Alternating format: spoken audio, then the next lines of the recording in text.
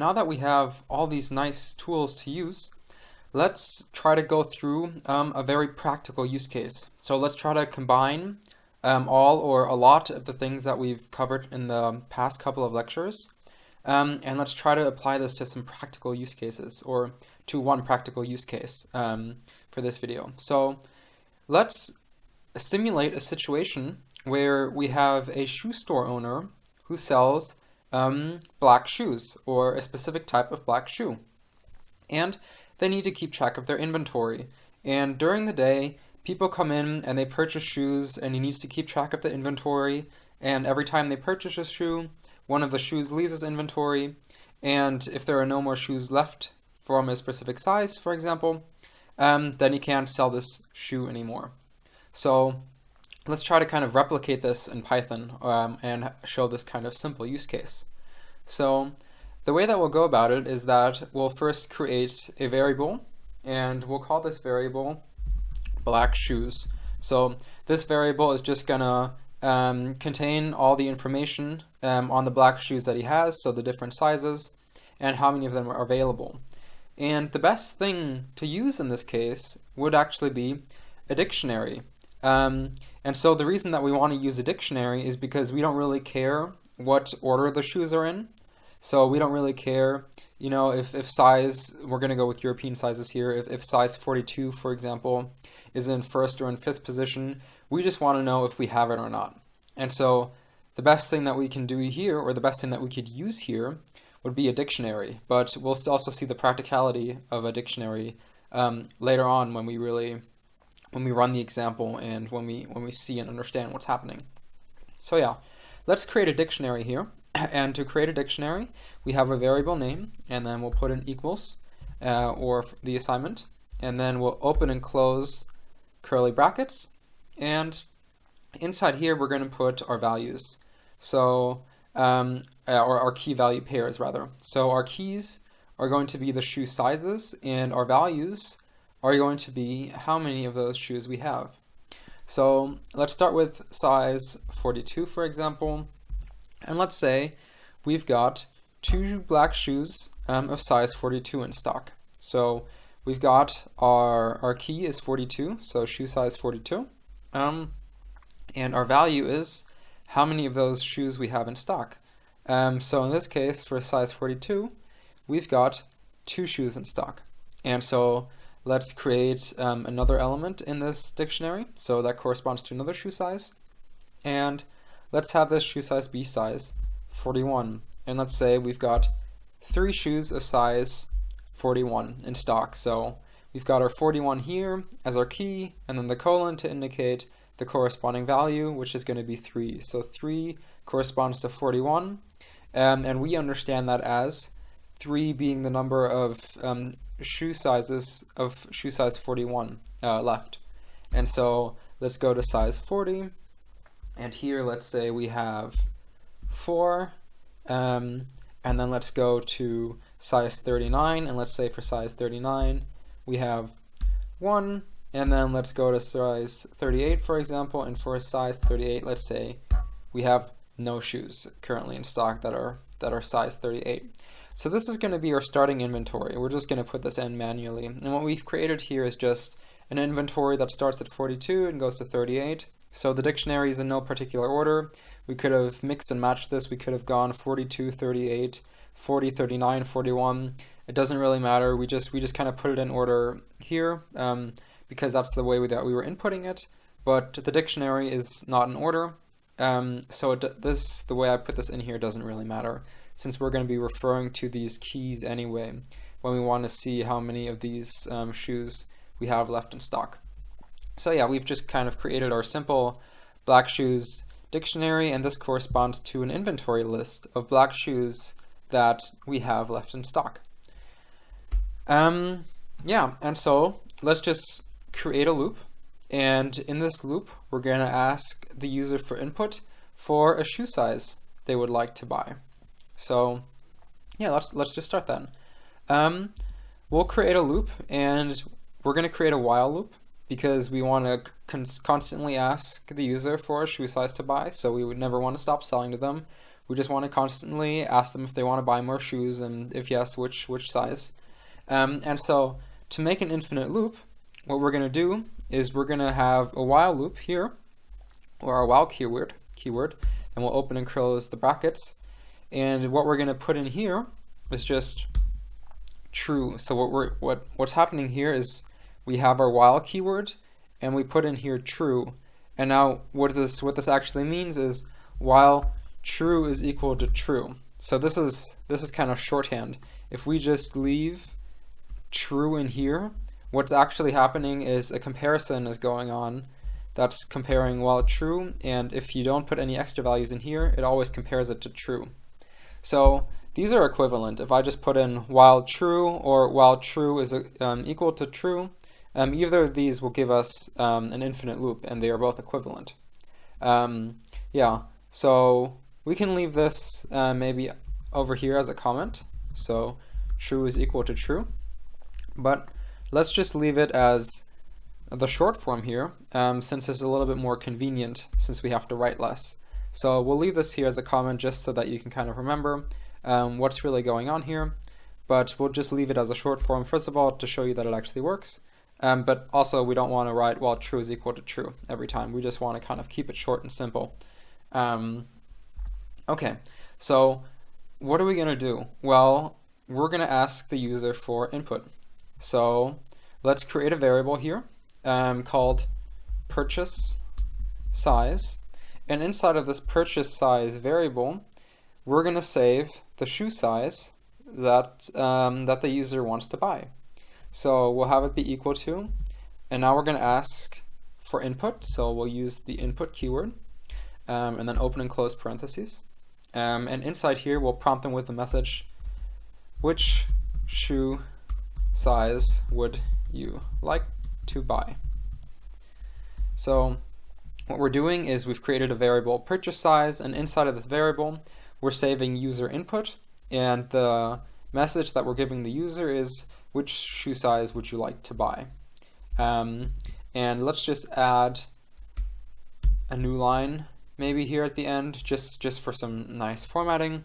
But what we're really doing is that we've put in, we're asking for user input here, and so that's going to get saved in purchase size, and we'll be displaying to the user, which shoe size would you like to buy?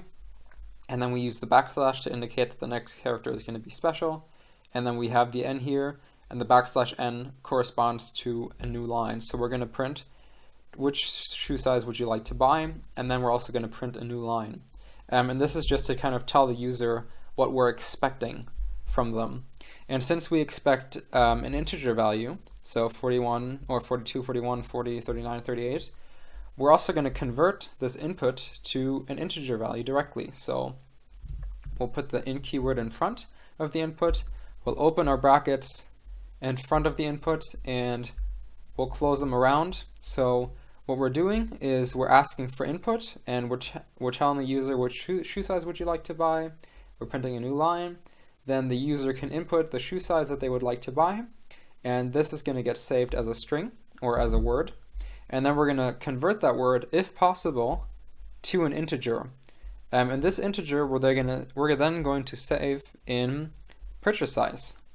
So yeah, so now we've got the shoe size that the user would like to purchase.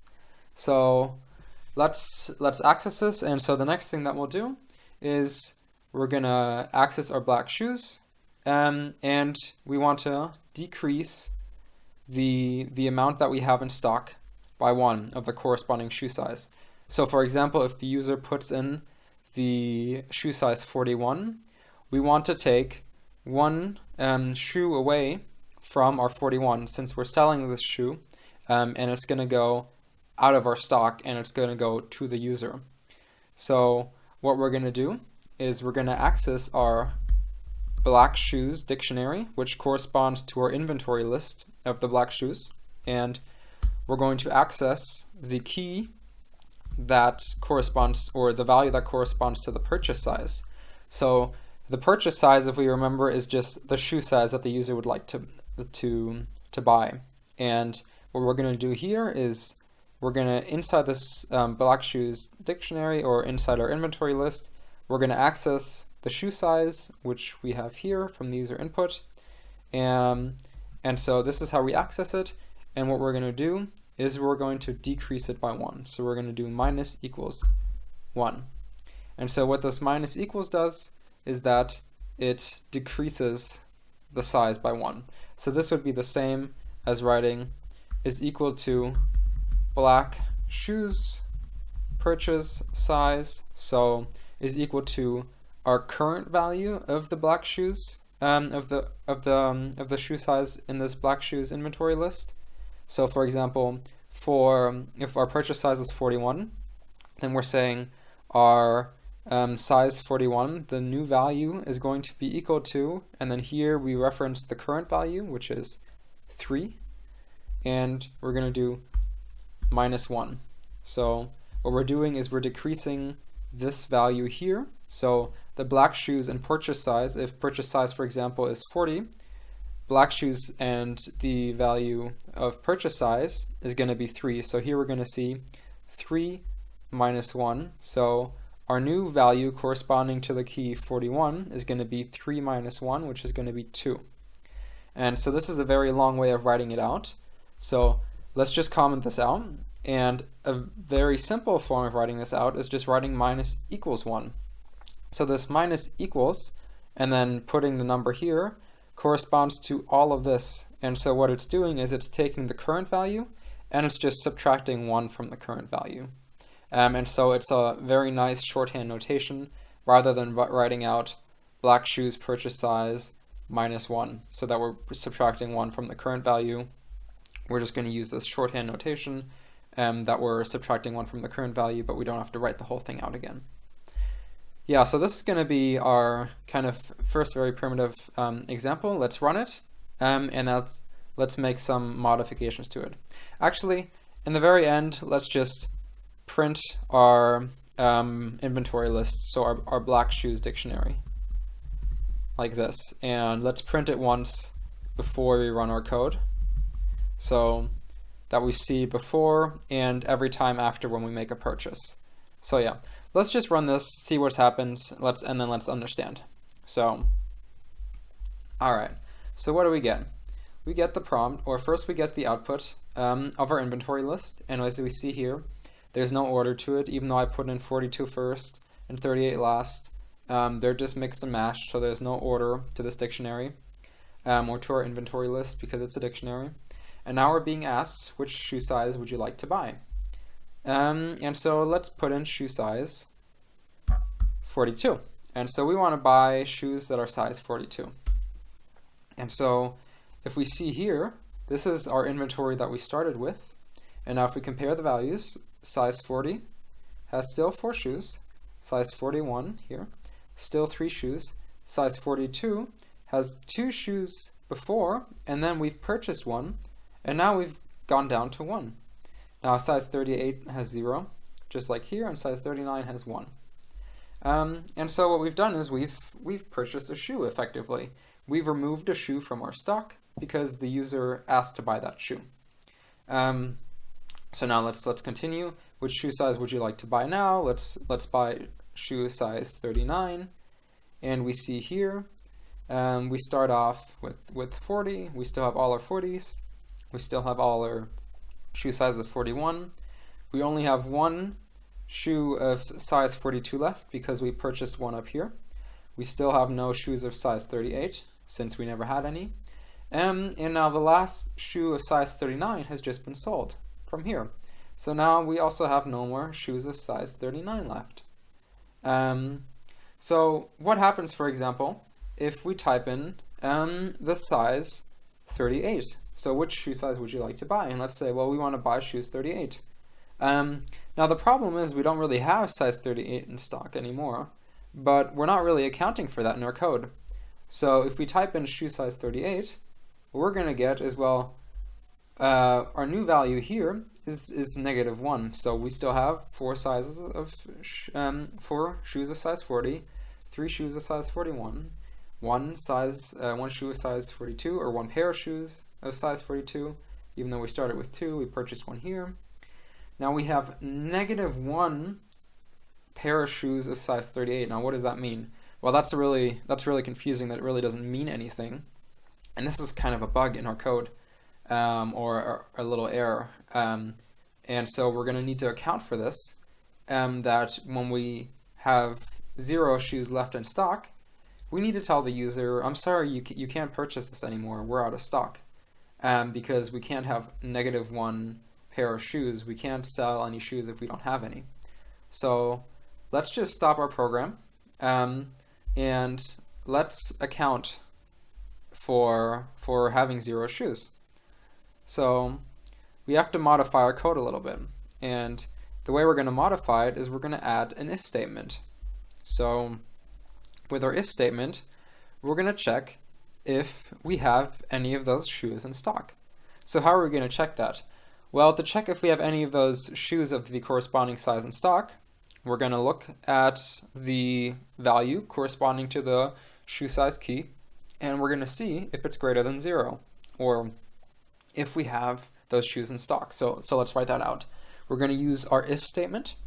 So we'll type in the if keyword, and then in our black shoes dictionary, or our black shoes inventory list, we're going to look at the purchase size value. So for example, if we type in 41 here, we're going to get all of this is going to give us the value 3, and we're going to see if this black shoes purchase size value, or if the value corresponding to the key purchase size in the black shoes dictionary, and the purchase size is whatever the user inputs, if this is greater than 0, so if this key value here, if this value here is greater than 0, that means we have it in stock.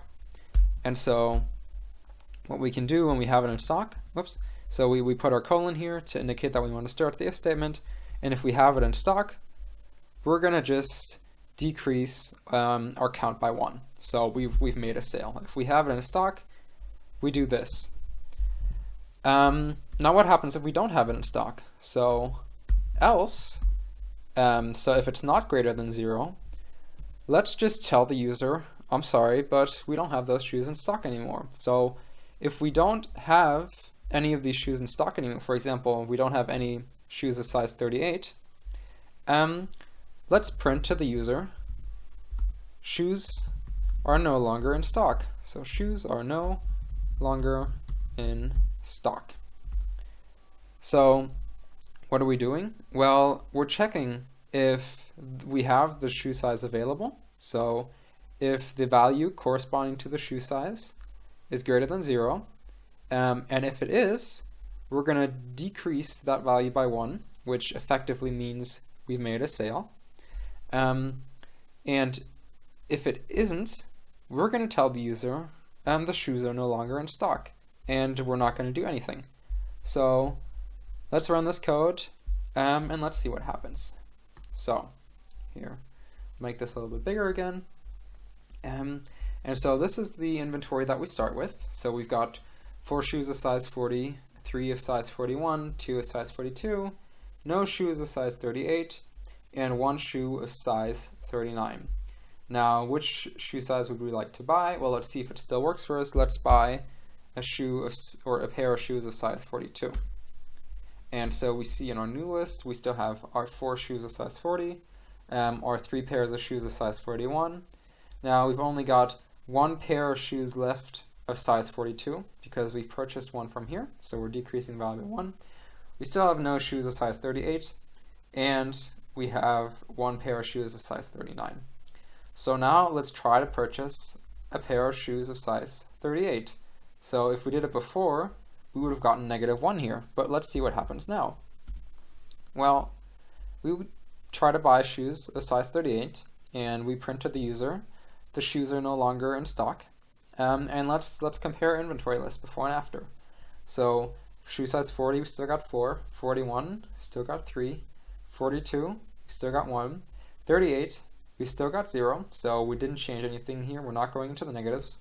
Great. And shoe size 39, well, we still have 1. So that's great. So now we've kind of managed to avoid this negative error. So we're not selling shoes if we don't have the shoes in stock anymore.